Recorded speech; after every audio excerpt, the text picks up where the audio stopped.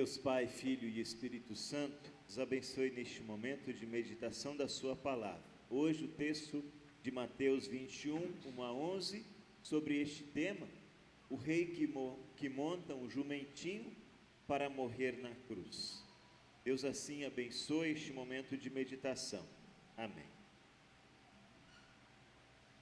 Irmãos,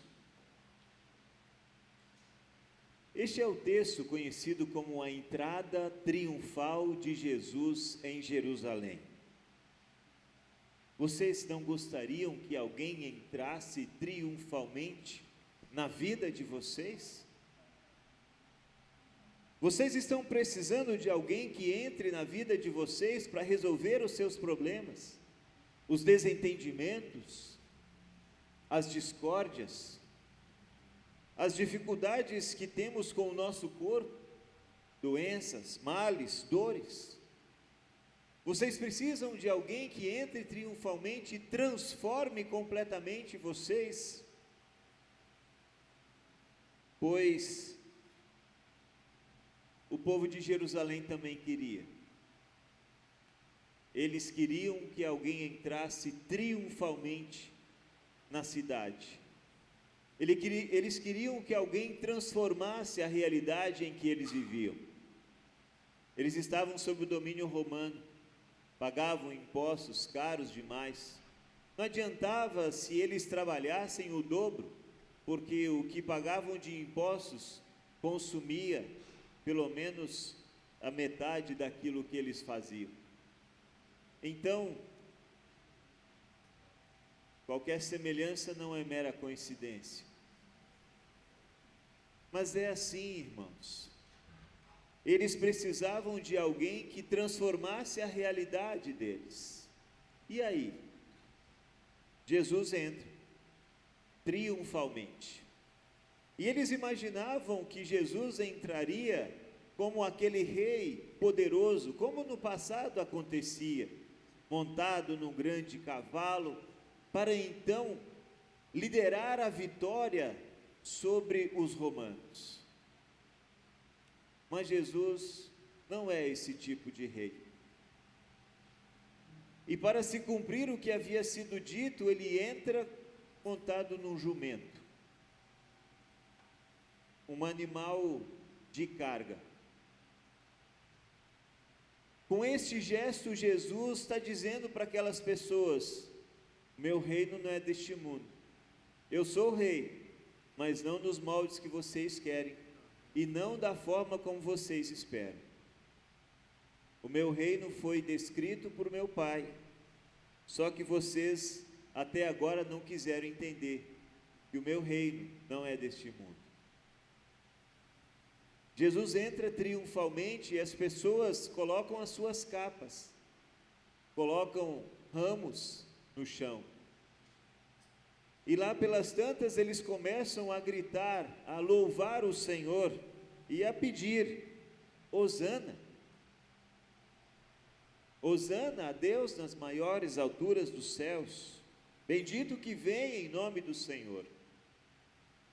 Qual que é o pedido feito com a palavra Hosana? Salva-nos, Senhor.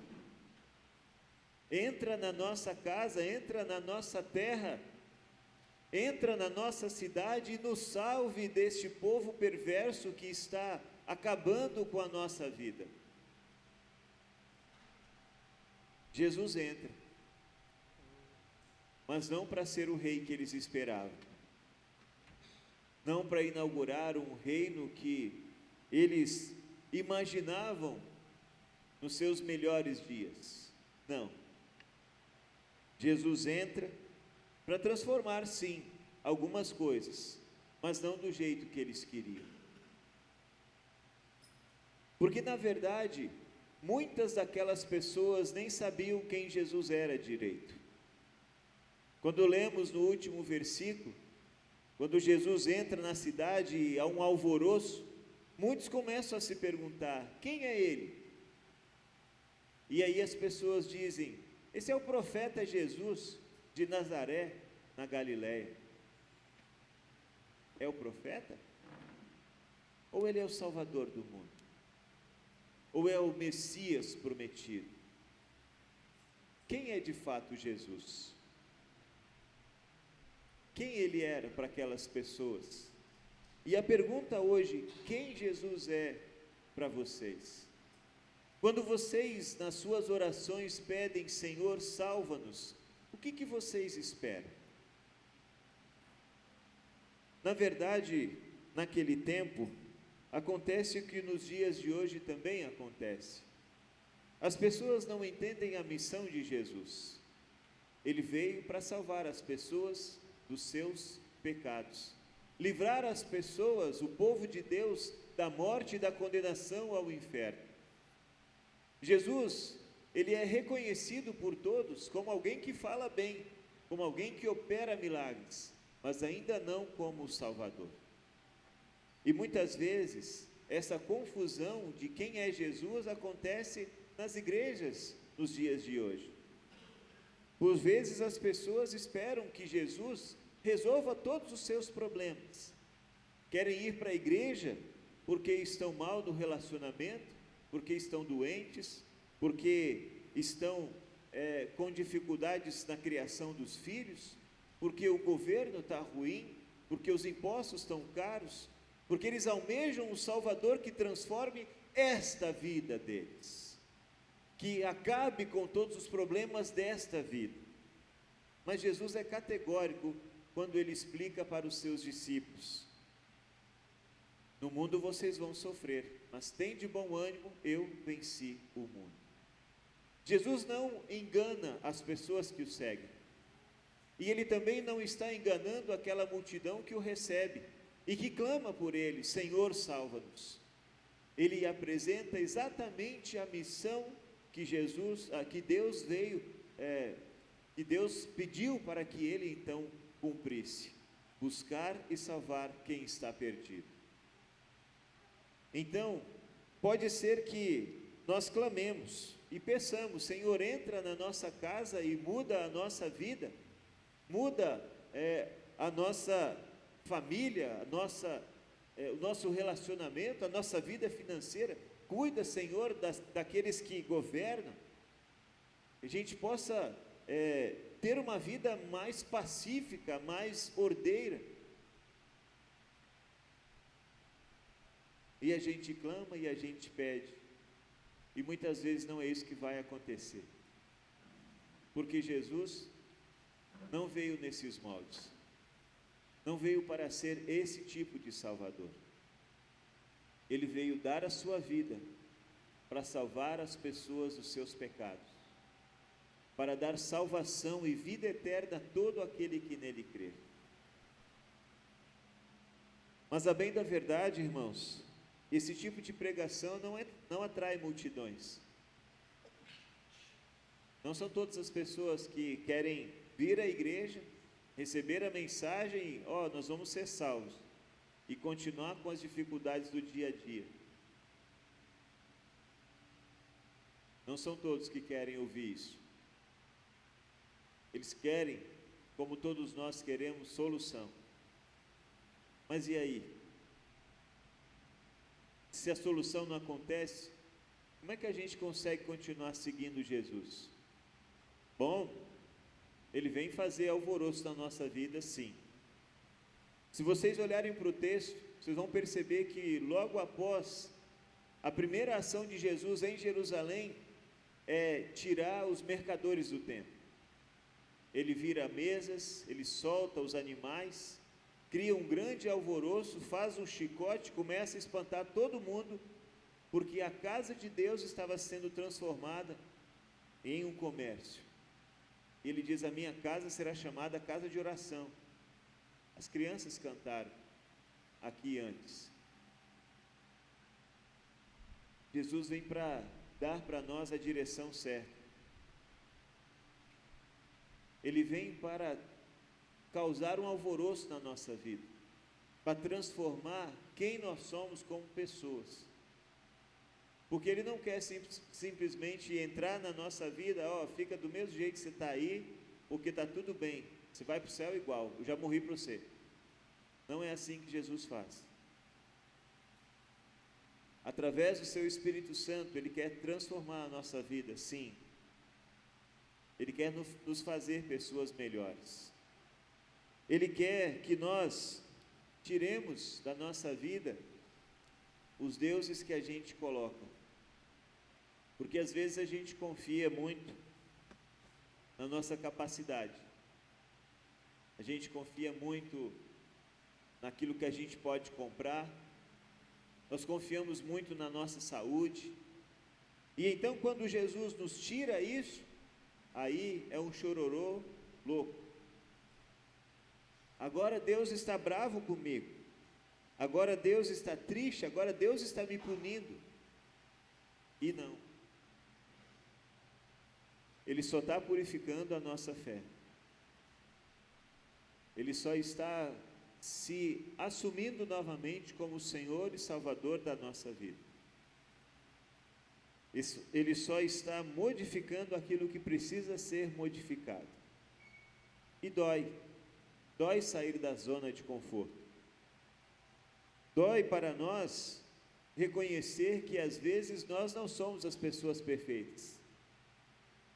Dói para nós reconhecer que muita coisa precisa ser mudada para que um dia possamos estar com Jesus no céu. Mas Jesus continua o seu trajeto. Ele não para porque aquelas pessoas não entendiam quem ele era. Ele continua indo. Ele expulsa os mercadores, ele institui a Santa Ceia, ele vai até o Monte das Oliveiras e chora enquanto seus discípulos dormem. Ele é preso. Ele é condenado injustamente. Ele é açoitado, ele é crucificado. Ele vai à cruz, independentemente se as pessoas o conhecem ou não, se as pessoas sabem qual é a missão que ele está trazendo, qual o papel dele em toda a salvação da humanidade. Apesar de as pessoas não saberem, ele continua o trajeto, porque ele veio para ser Salvador, não para fazer a vontade dos outros. Por isso, irmãos, o texto do Domingo de Ramos nos leva a uma reflexão. Será que nós sabemos quem é Jesus? Quando a gente clama, Senhor, salva-nos, será que nós sabemos o que estamos pedindo? Será que é salvar dos nossos pecados? Ou é nos livrar das consequências que o pecado traz em nossa vida? Saibam, meus irmãos, que Jesus morreu na cruz por mim e por vocês, para que nós não soframos a condenação eterna. E é claro que, se Deus não poupou o seu Filho, antes o entregou, confiamos na promessa, que Deus nos dará consigo todas as outras coisas. Então, se a dificuldade está fazendo parte da sua vida, não cessa de clamar, não, porque Jesus está ouvindo a tua oração. Só que Ele pode dizer sim, não, ou espera um pouco. Às vezes Ele atende na hora, outras vezes Ele diz calma, porque não é o teu momento. E outro dia Ele vai dizer, não, para aí, de jeito nenhum você vai receber isso. Deus precisa continuar sendo Deus na nossa vida, e aceitar isso é um desafio diário. Certamente, foi o que dissemos ontem na reunião das mulheres, nós, pelo nosso planejamento, por aquilo que almejamos na vida, não estaríamos neste momento exatamente no mesmo lugar. Nosso planejamento era estarmos em outro patamar. Mas Deus age conforme Ele quer, de acordo com o plano dEle, de acordo com a vontade dEle. E a vontade dEle ainda continua sendo salvar o pecador que está perdido. Então Jesus continua vindo, alertando a cada um de nós acerca de quem Ele é e do que Ele veio fazer. Ele veio salvar, Ele veio livrar-nos da condenação e dar-nos o céu por herança. Mas ainda assim, Jesus continua visitando o seu povo. Ele foi até Jerusalém, ele entrou nas casas, ele entrou nas vidas das pessoas, como ele entra também na casa de cada um de nós. Ele não transforma o ambiente, ele transforma a nós como pessoas, tirando de nós o pecado e dando a nós o perdão, dando-nos vida nova, para que nós possamos viver essa novidade de vida também aonde nós estamos. E ali, perdoados, vivendo em paz com Deus, podemos sim ser os filhos queridos que Deus almeja. Então, irmãos, nessa Semana Santa, a semana que marca a obra de Cristo por nós, que nós possamos reconhecer quem é Jesus. O João nos ajudou ao explicar o segundo artigo. Ele é verdadeiro Deus e verdadeiro homem. Como verdadeiro Deus, ele não permaneceria na cruz, mas como verdadeiro homem, ele precisou morrer, para que o seu sacrifício fosse aceito pelo Pai e nós pudéssemos ser salvos dos nossos pecados. Então, que nós aprendamos de fato quem é Jesus, qual a missão que ele veio realizar, e que em todos os dias possamos continuar clamando: Senhor, salva-nos, mas não esperando algo fabuloso, especialmente nos resguardando para a vida eterna que ele tem preparado para cada um de nós. Mas ele também não nos deixa sozinhos, ele está junto, ao nosso lado em todos os dias da nossa vida. Então, meus irmãos, que Deus abençoe o celebrar desta Semana Santa, abençoe o meditar de sua palavra em nosso coração, transforme a nossa vida para o propósito que ele também deseja para nós, e que nós possamos também nesta semana honrar e guardar este Salvador em nosso coração e em nossa vida, hoje e para sempre. Que assim seja. Amém. Nos coloquemos